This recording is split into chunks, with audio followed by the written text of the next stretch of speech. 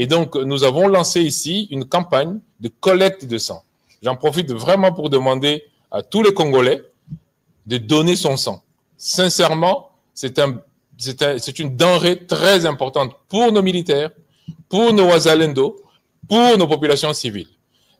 Ne pensez pas que si vous ne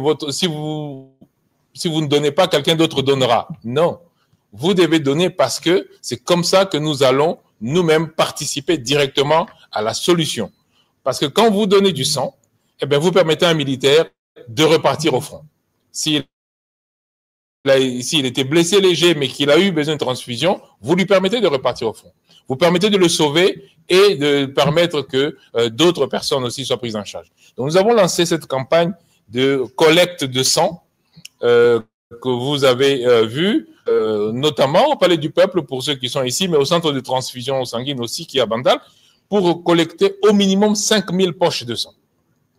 Nous sommes en 3 jours à plus de 1200 poches, et donc je remercie les Congolais qui font cet effort-là, mais j'appelle les autres de continuer, parce que cette collecte de sang, ce n'est pas quelque chose d'anecdotique, c'est vraiment une solution importante pour nos troupes au front, pour nos malades et pour tous les blessés que nous avons.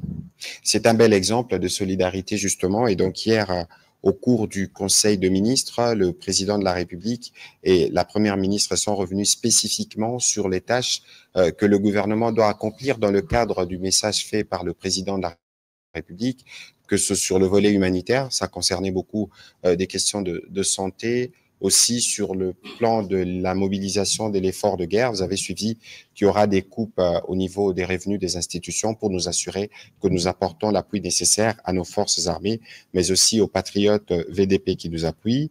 Dans cet ordre aussi, la mobilisation générale a été décrétée et nous comptons dans les cadres du fonds médiatique sur les médias pour être en mesure de renforcer les messages de compréhension de cette guerre qui est faite à tous les Congolais en même temps. Et le comble de cynisme aujourd'hui, Monsieur le ministre, c'est que à Goma, on a demandé aux Gomatraciens de nettoyer les sangs de leurs frères qui ont été tués par les terroristes. Il n'y a pas bel exemple de paroxysme en termes d'horreur. On va commencer, Monsieur le ministre, avec l'équipe.